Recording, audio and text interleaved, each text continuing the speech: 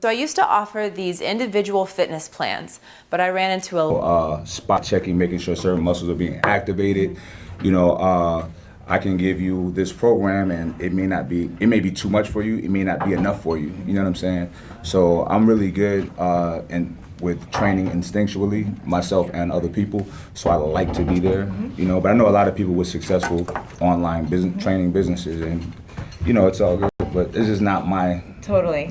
I would say I like the idea of video academies, and I like the idea of being able to reach a lot of people, but what you could do is personalize it, and if you make some more general academies and video academies, you can have open forums for maybe there's, once a month or once a week that you do a live broadcast or a call with them so you can answer individual questions. But it is a way, if you know you don't want to deal with more individual clients, so you have to make your own. Scale it to your body weight, 1 rep max, etc. And then certain movements that they may not know what it's about, there's a video for that on the actual link. So, and you can reach more people doing that. Yeah, you reach a lot of people. Like you could give someone like $1 million, but you can only train how many people? Those people compared to giving someone your program, which is going to help them not as much as like if we worked out together in the gym. But you could reach 500,000, 10 million, however many. But it's people. important to, like Natalie said, to let them know that this is not customized. Yeah, right. You know what I mean? So, and for the video course. Right. And it's also who's your audience, because for mine it's very different than your audience. Like I have a general weight loss audience. Mine are housewives. Oh yeah, so we're the same. Okay. Hardcore housewives. So for me, for the general weight loss population, like a lot of them don't necessarily need the trainer and the hard gym workout right now. So for them, teaching them some body weight moves, teaching them things that they could do at home, I'm able to scale that. So I built my online business doing things online, having e-programs and video academies, and so I'm all for it, and I think it's a great way to reach more people and still get great content out. For sure. Yeah. For sure. The thing I would add too is have community with that like course, because that's what a lot of people miss is just like somewhere to interact with other people who are going through the same things. A Facebook group or even you can just doing your own membership site with that. Yep. Yeah. I like it. For sure. Okay, guys, question of the day, starting this way. All right. Mike, what do you want to ask the Vayner Nation? Oh, I'm asking? Yeah, you're all.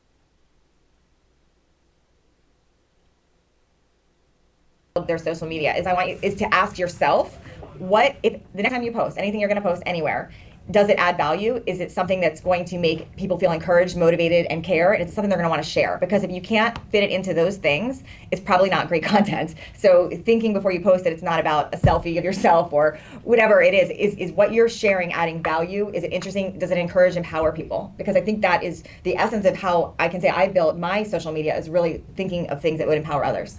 All right. Question of the day. I have long questions and Go for it. layers and stuff. But no, why do you do what you do? Kind of piggybacking off of what Natalie said.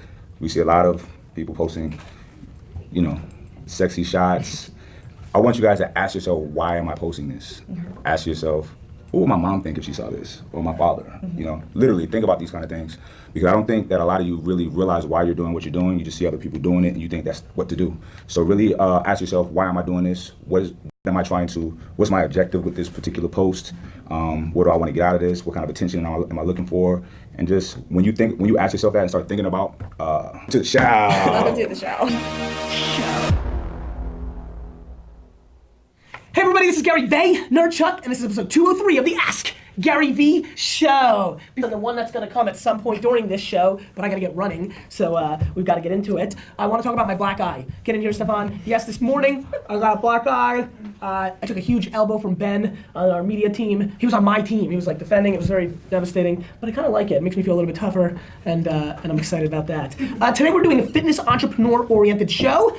We have two faces that you might have noticed, and a new face for us. So we'll start with the lovely lady first. Nat, why don't you tell the Vayner Nation who you are, what this is, what you do, where you're from. Yeah. You get 18 seconds. Oh my God, 18 seconds. Natalie Jill, and what I do is More than 18 I'm Natalie Jill, and I simplify fitness and nutrition. So I make it easier for people that are busy. Everyone's busy, my gosh. But showing people how to. And what, not everybody can just order, hire a full-time not man? everyone. I mean, it'd be amazing if we could all have someone follow us around and Right. train. But so many people, they can't get to the gym. They don't have time. They've got kids. They've got a job. They've got a lot going on. And I think people get overwhelmed and give up a lot because they think, well, I don't have an hour and a half at the gym, and I don't have a chef, and I. Do you think that's a bullshit excuse? Because nobody's busier than me, and I think that I fixed it. Now I fixed it financially, but it was really a mental shift more than like I'm sure that anybody who's watching right now that claims they're too busy to work out, if you audited their day, there's no way in their 12 to 18 hours that they're awake or whatever person rolls that they didn't waste an hour somehow. But I agree with that. However, I think it's always a decision. People have to decide it's a priority to them. So as soon as you decide something's a priority, you find a way.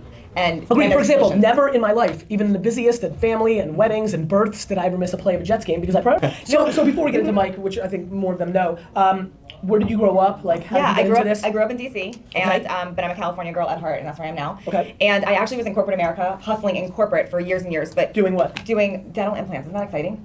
Dental implants. It's as exciting as anything else. Very exciting. I think it's more exciting than being an accountant. Yeah. Sorry. I was a sales director for a dental implant company, but fitness and nutrition was my passion. And it wasn't until I You're allowed to laugh. This is not like this is not like fucking like some like you're more than welcome to laugh. Don't worry.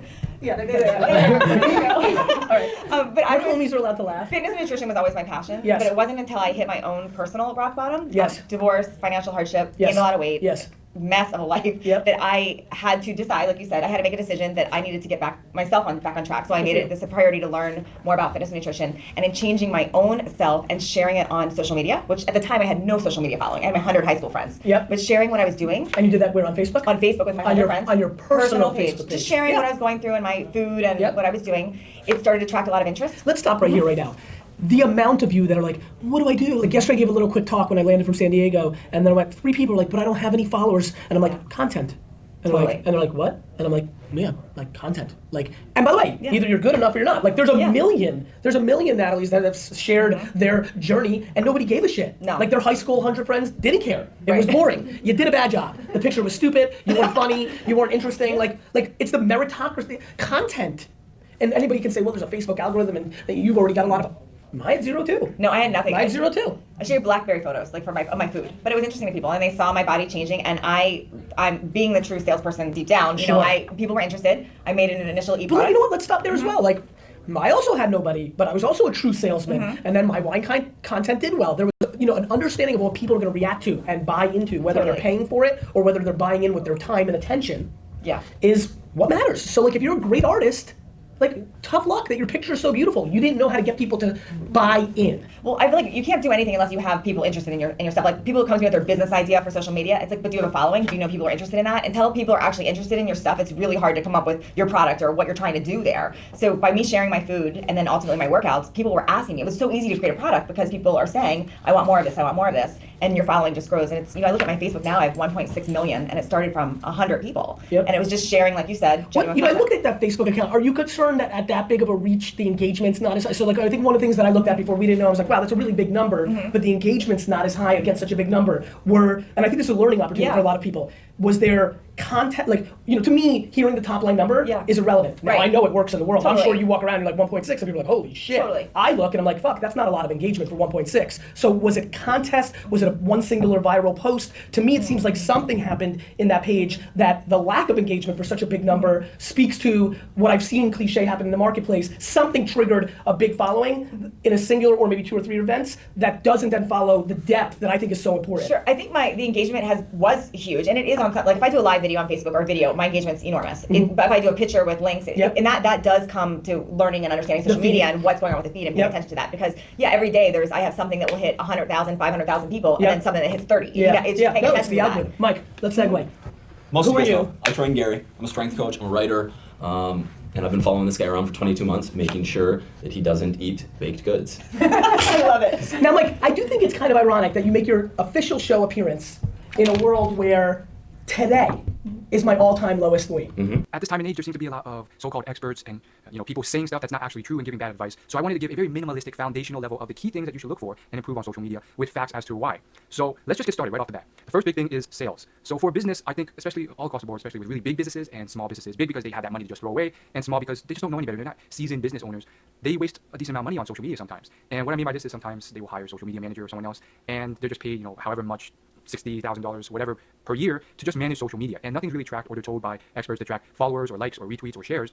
But they're never really tracked on sales. And ultimately, what could happen is they're just playing around with social media, not doing much, or just posting whatever that they like. And ultimately, you're just throwing away that amount of money per year to pay this person, which could be a huge drain if you want to spend that money as efficiently as possible. You don't have much money to go about. So with social media, sales is one of those metrics that's very valuable to measure because it will make you more money so you can put food on the table and keep that business around and not go bankrupt. So one of the most important things that you should track are sales. How does social media translate into the product being sold? Is it doing well? Is it not doing well? And so in order to do that, you have to understand what social media does in the business realm. So there's only a few foundational things that social media, again, this is a minimalistic presentation. There's only a few key foundational things that social media can do as far as a business is concerned when you have your own presence.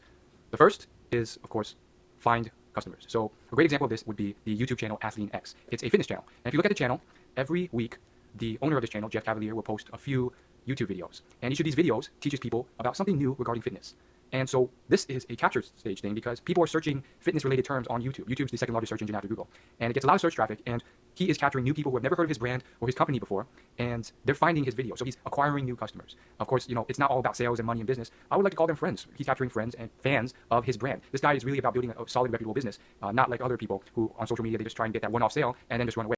So that's one part of social media, capturing that first customer. The second part is overlooked, but also very important, which is nurturing that relationship. I think this is something that's highly overlooked. So most people will not want to buy from you right off the bat, even after watching one video. But when Jeff Cavalier with AthleanX has a library of hundreds of videos, what often happens on YouTube is if they like your videos and if you do a great job understanding, how YouTubers are and what your audience is like, you can get them to watch a lot of your videos. And over time, as they watch numerous videos by you, they will start to trust you more. They will start to like you, understand what you're about, what you can bring value for, and over time, they may start to like you enough to eventually purchase a product. It might not happen in the first day or the first week, but over time, they will start to trust you. Some of them might subscribe or follow you and just watch more and more of your videos over time and trust you even more. Others might be quicker to buy. Again, people differ. So what Jeff Cavalier does at the end of every one of his videos is he points people to his website. And if you go to his website, on the front page, you can purchase different fitness video training packages that teach you about fitness straight from the website. And you just pay digitally, you see it digitally, and it's all online, and you can just pay with a credit card. It's very simple, it's very easy. So just to simplify that again, the whole thing I've talked about so far, videos, people start to keep